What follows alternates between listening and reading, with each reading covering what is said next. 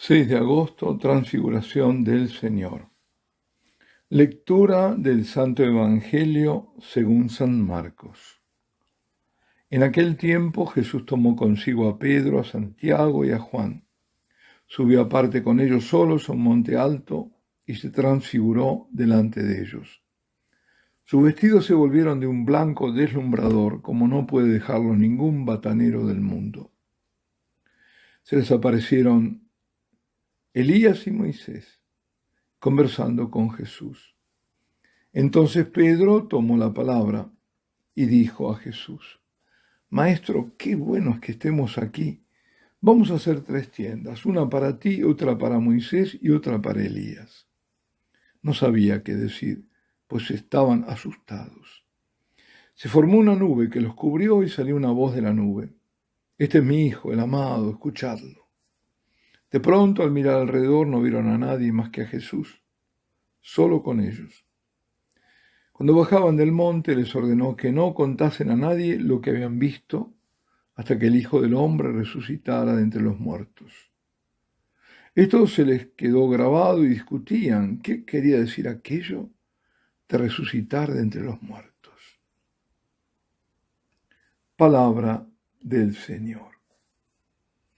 Esta escena en lo alto del monte, donde Jesús está con los otros 3 discípulos y luego se ve aparecer a Moisés y a Elías, y se forma una nube como ocurría en tiempos del Éxodo, y se oye la voz del Padre, todo esto necesita de una explicación que ahonde en la religión judía, y veremos por qué.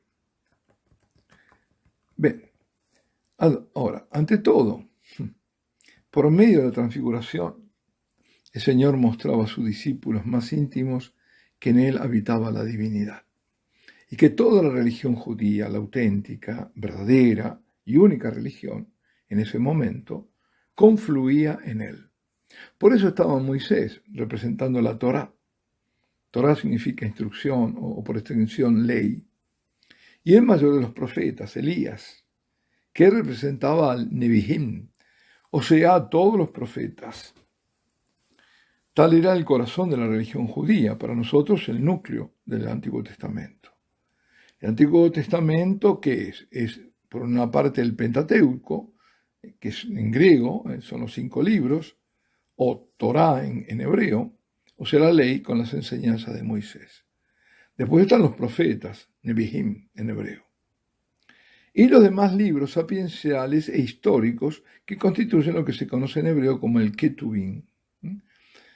El acróstico de estas 3 palabras, Torah, Nebihim, Ketuvim, es decir, Torah con la T, Nebihim, N, Ketuvim, K, hace la palabra Tanakh, la Biblia judía, y todo eso está en nuestro Antiguo Testamento.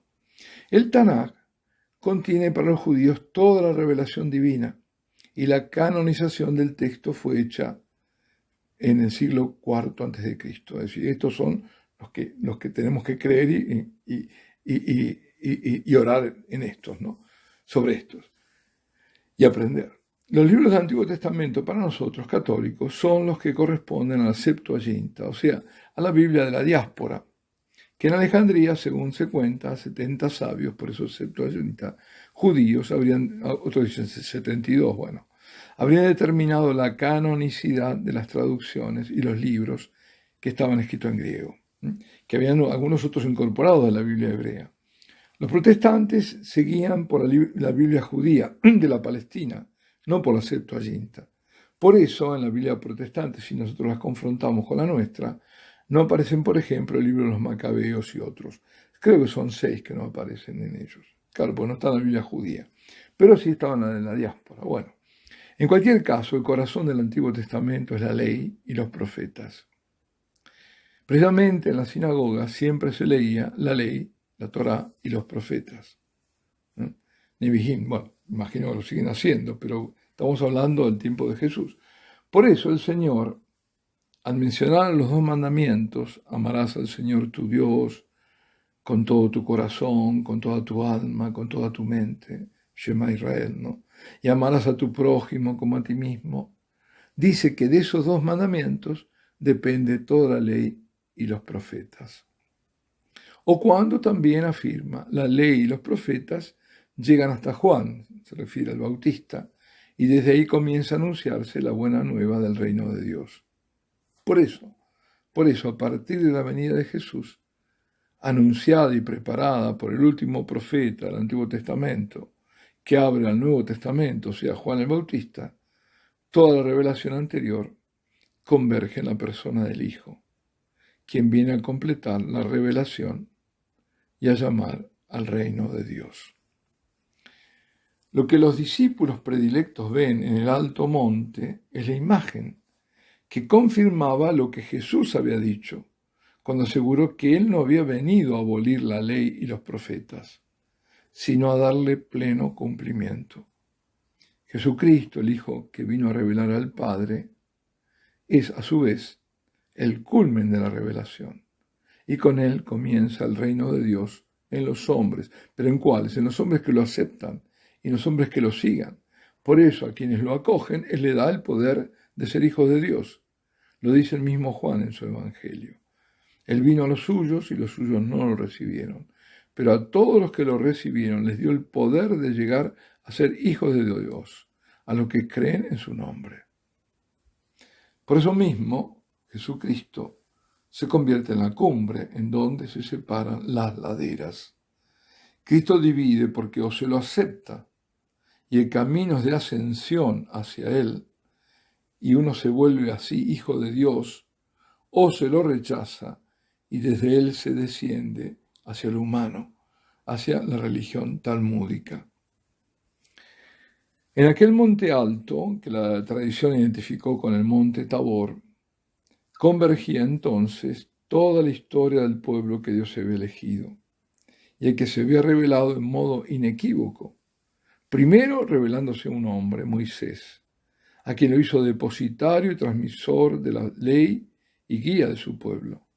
Y luego los profetas, por medio de quienes siguió hablando al pueblo y amonestándolo cuando se desviaba, teniendo en la figura de Elías el profeta por excelencia, y con él a todos los profetas. Por eso aparece Elías como el sumo, ¿no?, de los profetas.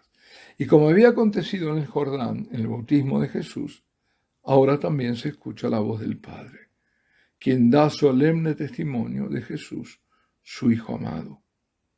Y agrega el único mandamiento que el Padre formula personalmente en todo el Evangelio: escuchar al Hijo. Escuchadlo, dice.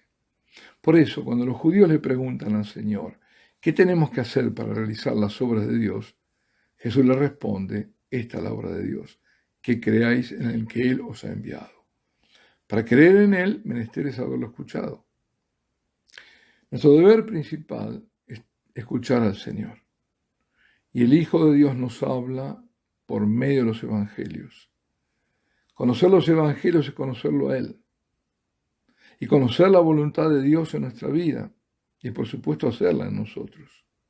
Por eso esto que vamos haciendo durante este tiempo, meditando cada día la palabra, es muy importante para todos nosotros. Y la palabra es inagotable. Porque a partir de, por ejemplo, estas reflexiones que ahora estamos haciendo, se estimulan otras en cada uno de los oyentes. Y también, por supuesto, es escucharlo en el silencio de la contemplación cuando estamos en adoración ante el Santísimo Sacramento. Él nos habla en qué forma, que nos inspira, que nos ilumina. Eso también es escuchar al Señor. Pero para eso es necesario el silencio. Volviendo a la escena del monte.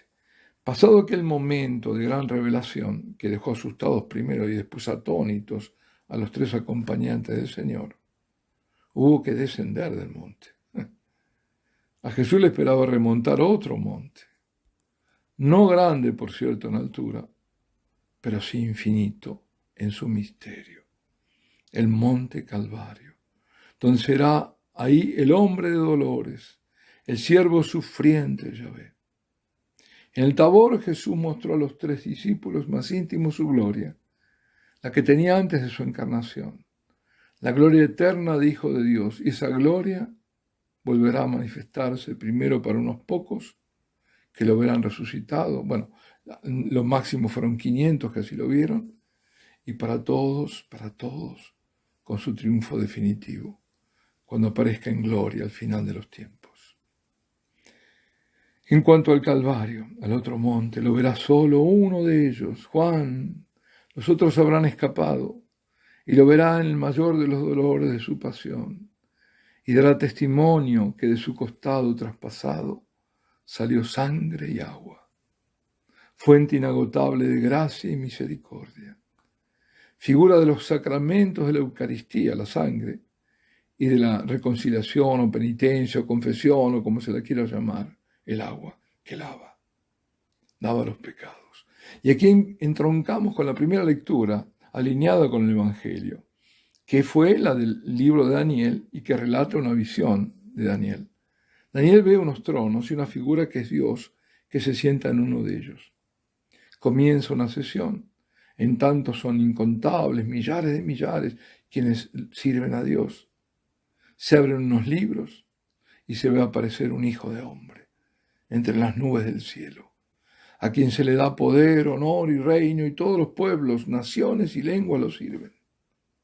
Esta visión es muy similar a la de Apocalipsis, el capítulo 5, cuando también está Dios sentado en el trono y le da el libro con los 7 sellos que nadie podría abrir al Cordero, y todos se postran, adoran y cantan al que está sentado en el trono y al Cordero la alabanza, el honor, la gloria y el poder por los siglos de los siglos.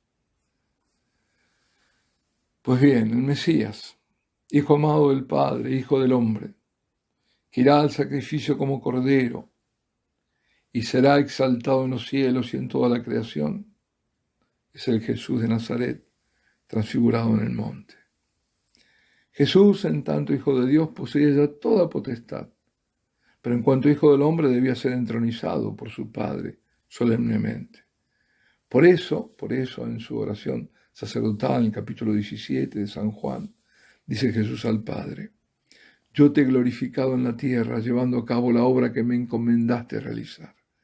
Ahora, Padre, glorifícame tú junto a ti, con la gloria que tenía a tu lado antes que el mundo fuese. Los discípulos vieron algo de esa gloria. Descienden del monte. Jesús les pide no contar a nadie lo que habían visto hasta que Él resucite. Se preguntaban ellos: ¿qué querrá decir esto de la resurrección? ¿Resurrección? ¿Reino? Hay mucho camino todavía por hacer. Hemos también nosotros perdido la noción de las realidades últimas, de los llamados novísimos. Ese vacío se ha llenado de ideas totalmente heréticas. Católicos por el bautismo, que dicen creer en la reencarnación, o que la confunden con la resurrección. Otros que piensan que nadie se condena, que el infierno no existe, que está vacío. ¡Qué horror! Y error fatal si creen así. Otros que creen que el yoga es solo gimnasia compatible con el cristianismo, cuando es parte esencial del hinduismo, y las flores de Bach, o llevan al cuello una pequeña esfera que dicen que es para llamar a los ángeles, y esto y aquello. Bueno, para los novísimos aconsejo recurrir al catecismo. Todos deberían tener el catecismo en sus casas. Y hay que recurrir a la parte del artículo Creo en la vida eterna, que va de los números 1020 al final. Será no sé cuántos artículos, no recuerdo, unos 20 o 30. Los novísimos, ¿qué son los novísimos? Son los que tratan de la muerte, el juicio particular y el destino del alma, al cielo, purgatorio, al infierno, y del juicio final. Bueno, todo esto, lo fundamental es creer en Jesucristo, verdadero Dios y verdadero hombre, conocer su palabra, meditar su palabra, escucharlo, adorarlo, instruirse. Todo esto es lo que tenemos que hacer. Y tenemos que aprovechar este tiempo más que nunca. El tiempo urge, la situación urge. Nosotros nos damos cuenta que sí, ¿no es cierto? Pues nada, a nada temer. Si Dios está con nosotros, ¿quién contra nosotros? Alabado sea Jesucristo, la bendición de Dios Todopoderoso, Padre, Hijo y Espíritu Santo, descienda sobre vosotros y permanezca para siempre.